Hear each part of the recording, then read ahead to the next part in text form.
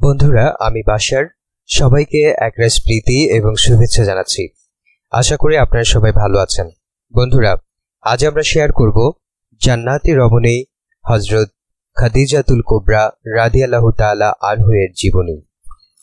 বন্ধুরা, মুসলিম সমাজে শুরু হয়েছে বিজাতীয় অনুসরণ এবং অনুকরণ। এর ফলে প্রায় প্রতিটি মুসলিম পরিবারেই অশান্তি বিরাজ করছে। আল্লাহর দ্বীন প্রতিষ্ঠায় এবং ইসলামের প্রচার প্রসারের ক্ষেত্রে নারীদের উল্লেখযোগ্য অবদান রয়েছে। জান্নাতি রমণীদের অনুকরণ এবং অনুসরণে আমাদের সমাজের মহিলারা জীবন পরিচালিত করলে তারা যথেষ্ট উপকৃত হবেন এবং সমাজে শান্তি বিরাজ করবে। বন্ধুরা, চলুন তাহলে শোনা যাক হযরত খাদিজাতুল কুবরা রাদিয়াল্লাহু তাআলা আনহু এর জীবনীর প্রথম খণ্ড। বন্ধুরা, এই খণ্ডে আমি হযরত খাদিজাতুল কুবরা রাদিয়াল্লাহু তাআলা আনহু এর জন্ম পরিচয় এবং তার বাল্যকাল আপনাদের সামনে উপস্থাপন করব। খাদিজার জন্ম এবং পরিচয়। প্রাচীন আরবে বসবাস করত অনেক সম্প্রদায়ের লোক। এর মধ্যে কুরাইশ সম্প্রদায় ছিল সর্বাপেক্ষা শ্রেষ্ঠ। তখন আরবে আদনান এবং কায়তান নামে দুটি সম্প্রদায় বিশেষ সম্মানের অধিকারী ছিল। আদনান ছিল একজন বিশিষ্ট ব্যক্তির নাম। তারই নামে এ বংশের নাম আদনান বংশ পরিচিতি লাভ করেছিল। পরবর্তীতে আদনানের দশম পুরুষের নাম ফিহির ইবনে মালিক ছিল। তিনিও অশেষ প্রতিপত্তিশালী এবং বিশেষ সম্মানের অধিকারী ছিলেন। ফিহির ইবনে মালিক ছিলেন সর্বসাধারণের কাছে কুরাইশ নামে সুপরিচিত। তারই নামানুসারে তার বংশের নামকরণ হয় কুরাইশ বংশ। কুরাইশ বংশের মধ্যে আবার বিভিন্ন ব্যক্তির বংশধরদেরকে নিয়ে বিভিন্ন বংশের শাখা প্রশাখার উৎপত্তি হয়। এর মধ্যে হাশেমি বংশই ছিল সর্বাপেক্ষা অধিক প্রভাবশালী এবং সম্মান সুখ্যাতির অধিকারী। আরবের সকল সম্প্রদায়ের লোকই হাশেমি বংশধরদের বিশেষ সম্মান এবং শ্রদ্ধা করত। হাশেমি বংশীয়দের এই প্রাধান্যের কারণ হচ্ছে তাদের উপর অর্পিত ছিল আল্লাহর ঘর খানায়ে কাবার রক্ষণাবেক্ষণের দায়িত্ব। সে কারণে তারাই ছিলেন সমগ্র আরবের যাবতীয় সম্প্রদায়ের ধর্মীয় নেতা। বন্ধুরা, কুরাইশ বংশের ষষ্ঠ পুরুষের নাম ছিল কুরাইশ ইবনে কিলাব। তিনি একজন বিশিষ্ট ব্যক্তিরূপে চিহ্নিত ছিলেন। কুরাইশ ইবনে কিলার তিন পুত্রের জনক ছিলেন: আব্দুল মান্নাফ, আব্দুদ্দার এবং আব্দুল ওজ্জা। আব্দুল মান্নাফের পুত্রের নাম ছিল হাশিম। তিনিও ছিলেন অত্যন্ত সম্মানিত ব্যক্তি। সেজন্য তার বংশধরদেরকে হাশেমি বংশ বলা হতো। এই সম্মানিত হাশেমি বংশে জন্মগ্রহণ করেন আব্দুল মুত্তালিব। আব্দুল মুত্তালিবের সন্তানদের মধ্যে এক পুত্রের নাম ছিল আব্দুল্লাহ। আব্দুল্লাহর পুত্রের নাম ছিল মোহাম্মদ। তিনিই হচ্ছেন জগতের পরিত্রাণকারী বিশ্বনবী হযরত মুহাম্মদ মুস্তাফা সাল্লাল্লাহু আলাইহি ওয়াসাল্লাম। কুরাইশ ইবনে কিলাবের পুত্রের নাম আব্দুল ওজ্জা। আব্দুল ওজ্জার পুত্রের নাম আসাদ এবং আসাদের পুত্রের নাম খুয়াইলিদ। খুয়াইলিদের কোনো পুত্র সন্তান ছিল না, শুধু ছিল একটি মাত্র কন্যা সন্তান। এই কন্যাই বিশ্বনবী হযরত মুহাম্মদ সাল্লাল্লাহু আলাইহি সাল্লামের সহধর্মিণী হযরত খাদিজা রাদিয়াল্লাহু তাআলা আনহু। উভয় ছিলেন আরবের সর্বশ্রেষ্ঠ কুরাইশ বংশের। হযরত মুহাম্মদ সাল্লাল্লাহু আলাইহি ওয়াসাল্লাম ছিলেন খাদিজার দূর সম্পর্কীয় চাচাতো ভাই। যখন সমগ্র আরব পাপ পঙ্কিলতায় নিমজ্জিত, তখন সে ঘোর অন্ধকারে খাদিজার দাদা আসাদ এবং তার পরিবারবর্গ ছিলেন অত্যন্ত উন্নত চরিত্রের অধিকারী। সীমাহীন পাপে তাদেরকে নিজেদের অবস্থান থেকে বিন্দুমাত্র বিপদগামী করতে পারেনি। আসাদের পুত্র খুয়াইলিদও পিতার মতোই বাল্যকালে অত্যন্ত উন্নত চরিত্রের অধিকারী ছিলেন। তৎকালীন আরবের পারিপার্শ্বিক অমানবিক পরিবেশে তিনি নিজেকে সম্পূর্ণরূপে পাপাচার থেকে মুক্ত রাখতে সমর্থ হয়েছিলেন। আসাদ ছিলেন হযরত ঈসা আলাইহিস সালামের প্রচারিত ধর্মের অনুসারী। তাই খুয়াইলিদ ঈসাই পরিবারে জন্মগ্রহণ করেছিলেন এবং মনে প্রাণে ঈসাই ধর্মের রীতিনীতি পালন করতেন। এজন্য আরবের অধিকাংশ লোক যখন মূর্তি পূজায় লিপ্ত ছিল, তখনও আসাদ এবং পুত্র খুয়াইলিদ মূর্তি পূজার বিরোধী ছিলেন। অত্যন্ত উন্নত চরিত্র ছিল খুয়াইলিদের। কোনরূপ পাপ তার হৃদয়ে বিন্দুমাত্র স্থান বা আবেগ সৃষ্টি করতে পারেনি। সততা, ন্যায়পরায়ণতা এবং শিক্ষা দীক্ষায় তিনি সমগ্র মক্কায় বিশেষ সুখ্যাতি অর্জন করেছিলেন। তখনকার আরবে খোয়াইলিদের মতো শিক্ষিত লোক বেশি ছিল না। আসাদ কুরাইশ বংশেরই এক সম্ভ্রান্ত পরিবারে পুত্র খোয়াইলিদের বিবাহ দেন। খোয়াইলিদের স্ত্রী ফাতিমা ছিলেন যেমন রূপবতী তেমনি গুণবতী। তার মতো সচ্চরিত্র রুচিশীল নারী তখন মক্কায় ছিল না বললেই চলে। এর একমাত্র কারণ ফাতিমার পিতৃবংশ ছিল ধর্মপরায়ণ ঈসাই ধর্মের অনুসারী। এই বিবাহে খোয়াইলিদ যেমন সুখী হয়েছিলেন, ফাতিমাও তেমনি বিজ্ঞ, বিদ্বান, ধার্মিক ও সম্পদশালী খোয়াইলিদকে স্বামীরূপে পেয়ে নিজেকে অত্যন্ত ভাগ্যবতী মনে করেছিলেন। তৎকালীন আরবের সামাজিক অবস্থা ভয়াবহ থাকা সত্ত্বেও ব্যবসা বাণিজ্যে তারা ছিল অত্যন্ত উন্নত পর্যায়ের। এমনকি পৃথিবীর বিভিন্ন দেশে আরবীয় ব্যবসায়ীরা সুনাম ও সুখ্যাতি লাভ করেছিলেন। এর কারণ ব্যবসায় ছিল আরবীয়দের জীবিকা অর্জনের একমাত্র প্রধান অবলম্বন। শ্যাম, সিরিয়া ছাড়াও আরবীয় ব্যবসায়ীদের বাণিজ্য ছিল ইরান, তুরস্ক, মিশর, আফগানিস্তান এবং ভারতবর্ষের সাথে। খোয়াইলিদের পিতা আসাদু ছিলেন একজন বিখ্যাত ব্যবসায়ী।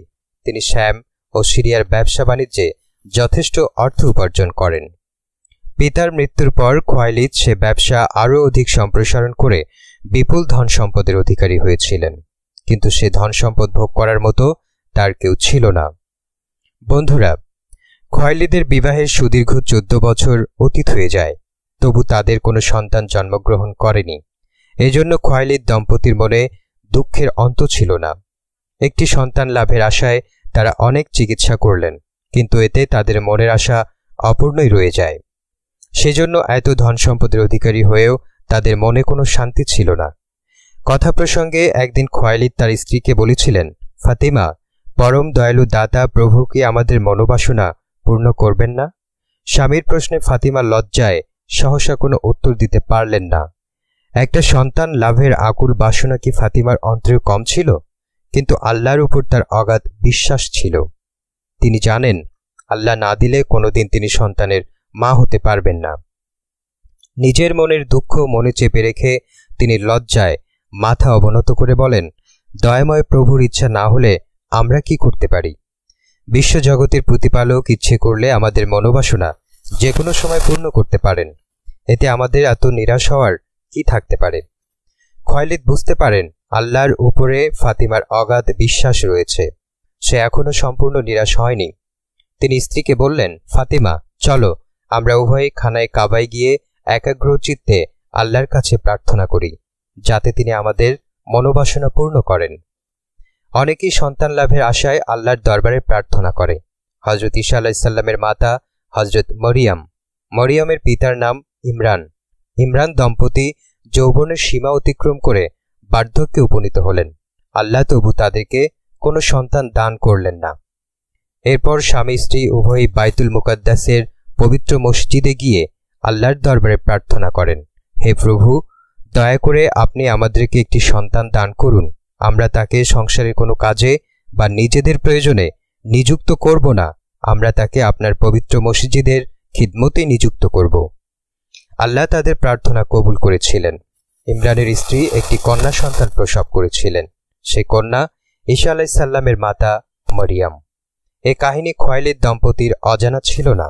সে কথা স্মরণ করে অন্তরে সুদৃঢ় বিশ্বাস নিয়ে তারা খানায় কাবায় প্রার্থনা করেন একটি সন্তান লাভের আশায়।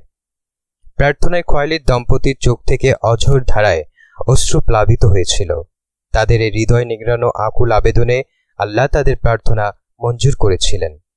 প্রার্থনা শেষে তাদের অন্তরে এমন এক অপূর্ব আনন্দের সঞ্চার হল, যাতে তাদের মনে সুদৃঢ় বিশ্বাস জন্মে যে তাদের প্রার্থনা আল্লাহ নিশ্চয়ই কবুল করেছেন।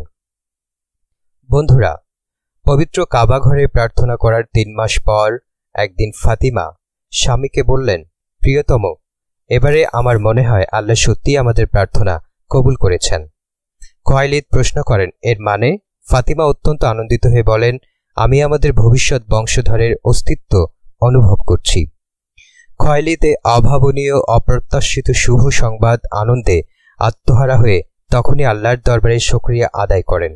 এরপর বললেন, প্রিয়তমা, আমি তো একরূপ নিরাশী হয়েছিলাম, কিন্তু তোমার মুখের দিকে তাকিয়ে আমি সেদিনই বুঝতে পেরেছিলাম যে আল্লাহর রহমতের প্রতি তোমার অত্যন্ত সুদৃঢ় বিশ্বাস রয়েছে।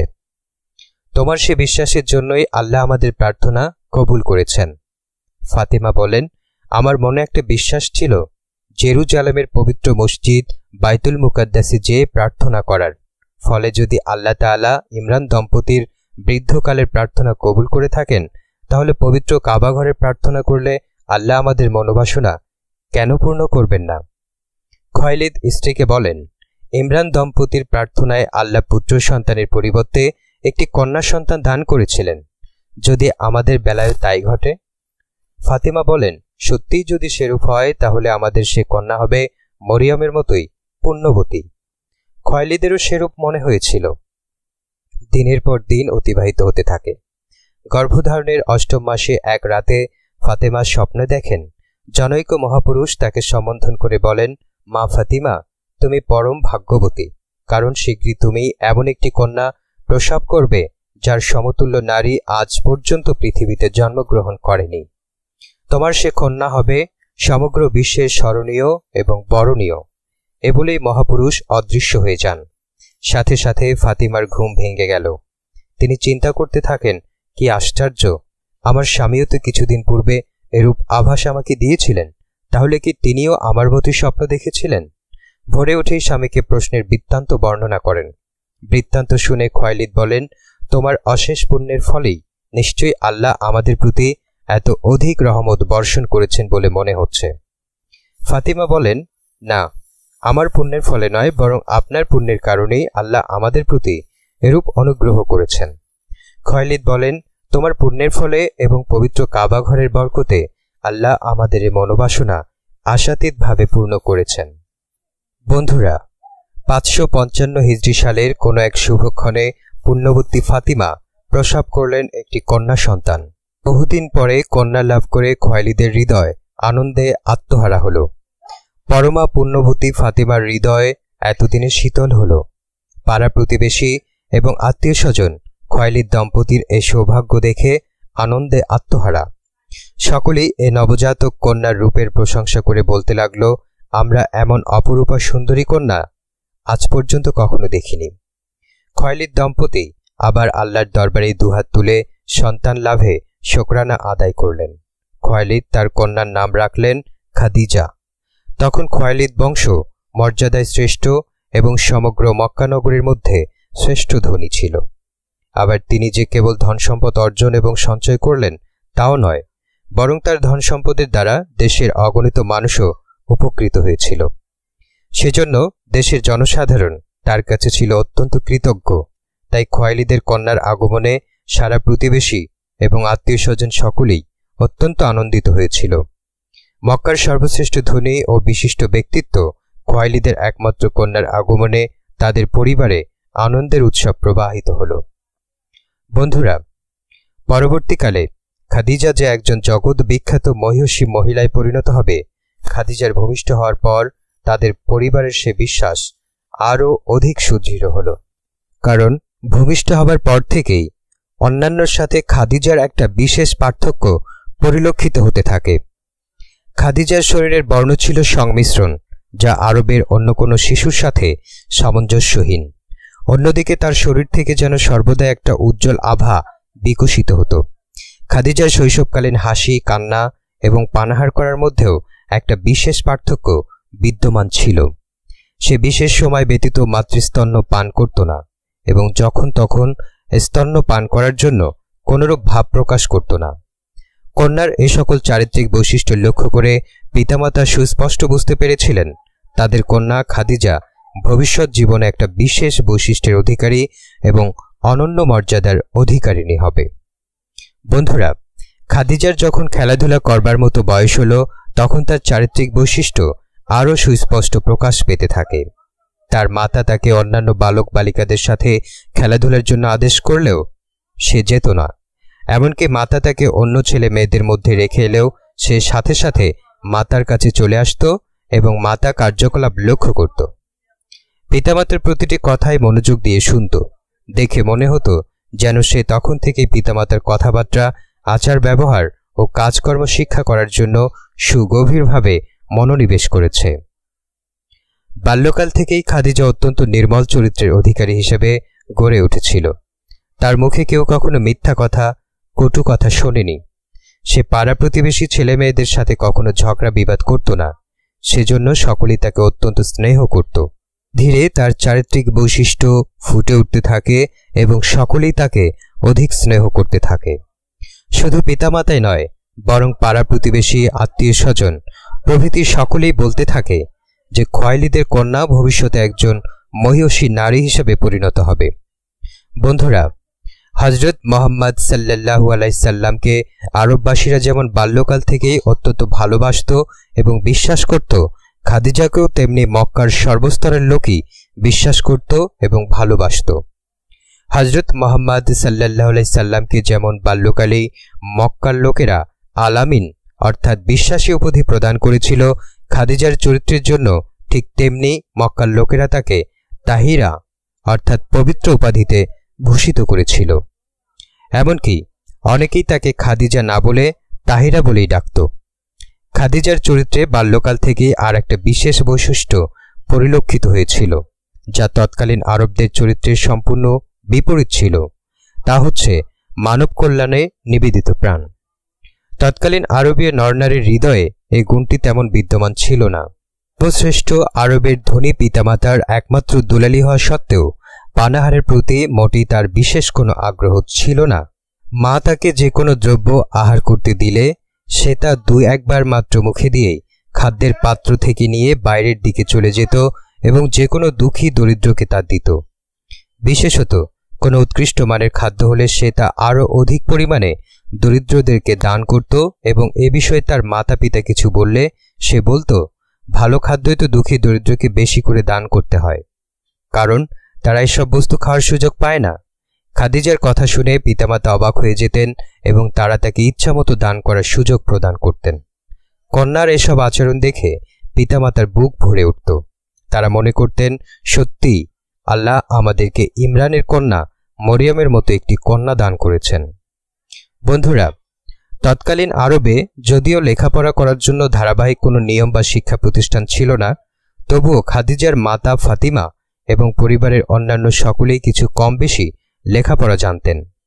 তৎকালীন আরবে শিক্ষিত ইহুদিগণ পূর্ববর্তী আসমানি কিতাব তৌরাত পাঠ করত এবং ঈসাইরা ইঞ্জিল কিতাব পাঠ করত। খোয়াইলিদ যদিও ঈসাই ধর্ম মতাবলম্বী ছিলেন, তবু তিনি তৌরাত এবং ইঞ্জিল উভয় কিতাবেই বিশেষ অভিজ্ঞ ছিলেন। প্রাথমিক শিক্ষা লাভের পর খাদিজার পিতার কাছে তৌরাত এবং ইঞ্জিল উভয় কিতাবই পাঠ করেছিলেন এবং সেই অনুযায়ী নিজের চরিত্রকে গড়ে তুলেছিলেন। ফলে প্রাপ্ত বয়স হওয়ার পূর্বেই তিনি একজন পরমা বিদুষী রমণী বলে সমগ্র মক্কা নগরীতে প্রসিদ্ধি লাভ করেছিলেন। এই সমস্ত গুণাবলীর কারণে ধীরে ধীরে সমগ্র আরবে তার সুখ্যাতি ছড়িয়ে পড়ে। বন্ধুরা, একদিকে খোয়াইলিদ ছিলেন সর্বশ্রেষ্ঠ ধনী, বিদ্বান, তত্ত্বজ্ঞানী, পরম ধার্মিক এবং বংশমর্যাদায় শ্রেষ্ঠ। অপরদিকে তার কন্যা খাদিজাও ছিলেন অতুলনীয়া ও সর্বগুণে গুণান্বিত। তাই মক্কার কুরাইশদের স্বনামধন্য পরিবার থেকে ক্রমান্বয়ে খাদিজার বিবাহের প্রস্তাব আসতে থাকে। তাই পাত্রপক্ষের অভিভাবকরা আপ্রাণ চেষ্টা করে খাদিজাকে পুত্রবধূরূপে লাভ করতে, কারণ এমন একটি নারীরত্ন লাভ করতে কার না স্বাদ হয়। একদিকে পাত্ররা খাদিজাকে স্ত্রীরূপে লাভ করার জন্য ব্যাকুল হয়ে উঠল, অন্যদিকে পাত্রদের অভিভাবকরাও লোভের বশবর্তী হয়ে যথাসাধ্য চেষ্টা করতে থাকে খাদিজার পিতার সম্পদের জন্য। ইতিপূর্বে আরবের কোনো মেয়ের জন্য এত অধিক সংখ্যক বিবাহের প্রস্তাব কখনো আসেনি। কাউকে খোয়াইলিদ কোনরূপ কথা না দিয়ে তিনি পাত্রের যোগ্যতা বিচার করতে থাকেন, কারণ তার একটিমাত্র কন্যা তিনি বিশেষভাবে বিবেচনা না করে বিবাহ দিবেন না, তাই তিনি সুযোগ্য পাত্রের সন্ধান করতে থাকেন। বন্ধুরা, জান্নাতি রমণী হযরত খাদিজাতুল কুবরা রাদিয়াল্লাহু তাআলা আনহুর জীবনের প্রথম খণ্ড এখানেই শেষ করছি। সেই সাথে দ্বিতীয় খণ্ড শোনার আমন্ত্রণ জানাচ্ছি।